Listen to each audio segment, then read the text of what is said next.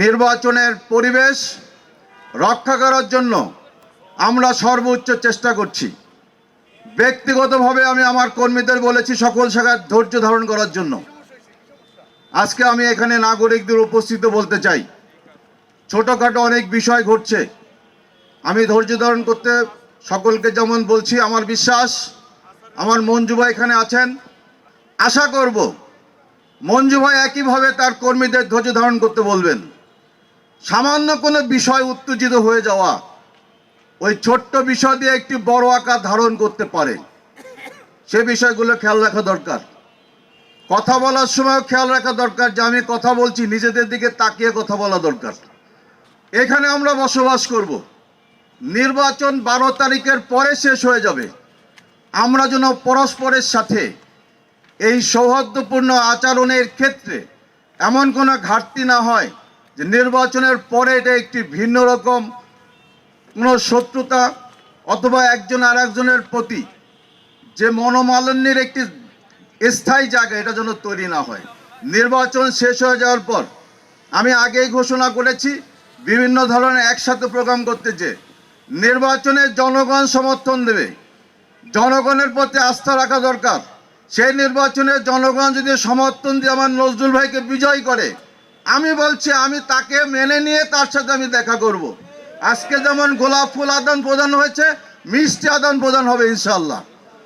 জনগণ যদি আমাকে নির্বাচিত করে, একইভাবে সকলকে এটা মেনে নেওয়া উচিত পরিবেশ ঠিক রাখার জন্য।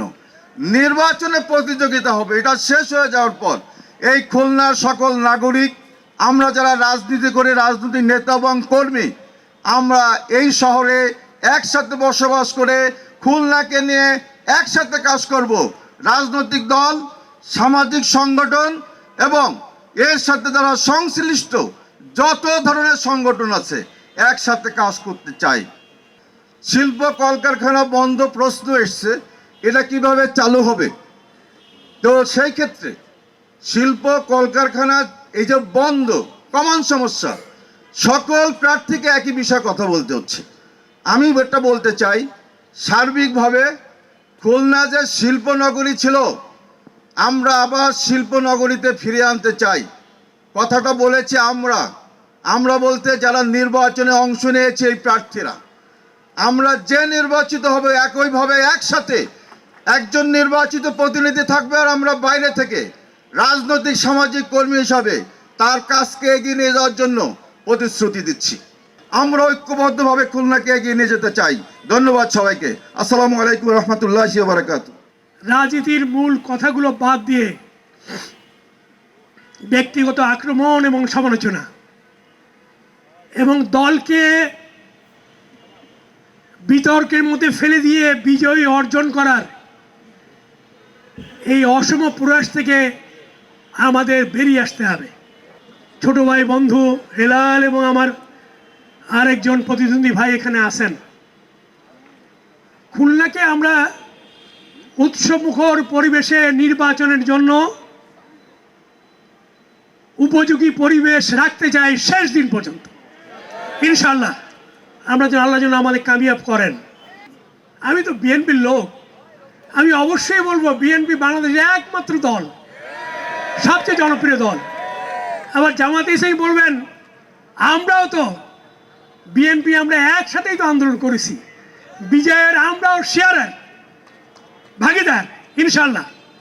আমাদের দুই দলেরই হাজার হাজার কর্মী রক্তের বিনিময়ে কিন্তু নতুন যাত্রা শুরু হয়েছে। কারণ আমরা আমাদের রাজনৈতিক পরিচয়ে হেলাল এবং আমরা ছাত্র জীবন থেকে আমরা কাজ করেছি।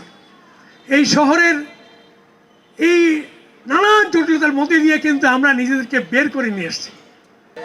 আমরা এমন একটি শহর গড়তে চাই যে শহরের বৈষম্য দূর হবে, যে শহরের সাম্প্রদায়িক সম্প্রীতি থাকবে সব সময়। কেউ যেন কোনো কুচক্রি যেন এখানে বিভেদ ছড়াতে না পারে। এই শহরের মানুষের মধ্যে মানুষের কোনো যে সম্প্রীতি আছে ফ্যাসিবাদ মুক্ত বাংলাদেশের, এইটা যেন আমরা অটুট রাখতে পারি। উন্নয়নের ক্ষেত্রে যেন আমরা যেন একমত হই এবং আমরা প্রেশার গ্রুপ হিসাবে জাতীয় সংসদে যেন আমরা ভূমিকা রাখতে পারি, যে খুলনা উন্নয়ন হবে আমাদের একমাত্র লক্ষ্য, সেইভাবে কাজ করতে পারি।